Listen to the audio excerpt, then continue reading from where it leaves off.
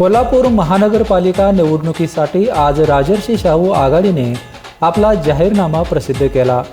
शहरातील रस्ते, पार्किंग, बगीचे, सार्वजनिक वाहतूक, पालिका शाळा अद्ययावत करण्याचे आश्वासन शहरवासियांना दिले आहे। वंचित बहुजन आघाडी, आम आदमी पार्टी आणि राष्ट्रवादी शरदचंद्र पवार पक्ष यांची ही संयुक्त राजर्षी शाहू आघाडी असून त्या तिघांच्या वतीने हा संयुक्त जाहीरनामा प्रसिद्ध करण्यात आला आहे। आपचे संदीप देसाई, राष्ट्रवादीचे व्ही पाटील यांनी पत्रकार परिषदेत आपली भूमिका मांडली।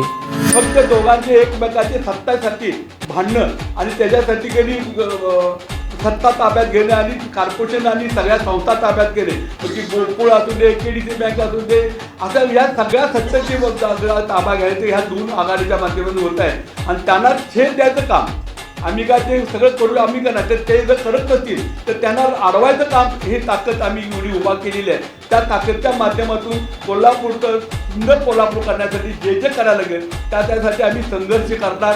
त्याच्यासाठी आम्ही सगळ्या सरकार असून दे, इथले सत्ताधारी असून दे, त्या लोकांना जे भाग करायचं काम आमच्या या आघाडीच्या माध्यमातून प्रामाणिकपणे केलं जाईल। त्यामध्ये तुम्ही आपल्याला अनुभव आहे, दिल्लीमध्ये ज्या प्रमाणे एका 10 वर्षामध्ये आपलं दिल्लीमध्ये ज्या पद्धतीनं शिक्षण फ्री केलं, लाईट फ्री केलं, आरोग्य फ्री केलं, त्या प्रकारे कोल्हापुरात फ्री करायचा नंतर बघताय तर ते करावं लावायचं काम ह्या आमच्या माध्यमातून करायचा आम्ही प्रयत्न करणार आहोत।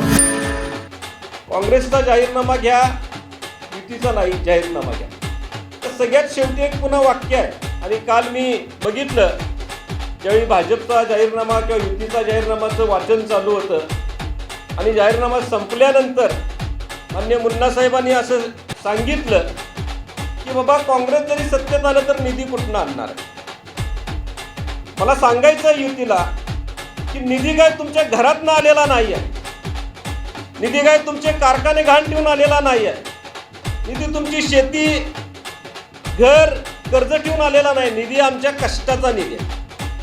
आम्ही टॅक्स भरतोय म्हणून सरकारकडे निधी जमा होतो, इन्कम टॅक्स असू दे, प्रोफेशन टॅक्स असू दे, GST असू दे, पेट्रोलवरचा टॅक्स असू दे, दारूवरचा टॅक्स लोक भरतायत म्हणून तुमच्याकडे निधी येतो। आणि त्या निधीचा जर असं जर तुम्ही मतदारांना धमकवायचा प्रयत्न करत असाल, ही धमकीचा एक प्रकार आहे। तर एका बाजूला म्हणायचं तुम्ही निधी कुठून आणणार, म्हणजे जर भाजपाला मत दिलं नाही, युतीला मत दिलं नाही म्हणजे आम्ही निधी देणार नाही, असं जर तुम्हाला म्हणायचं असेल तर धडधडीत म्हणा ना, आडपडद्याने कशाला म्हणता। BPN साठी कोल्हापूरहून विजय यशपुत्र।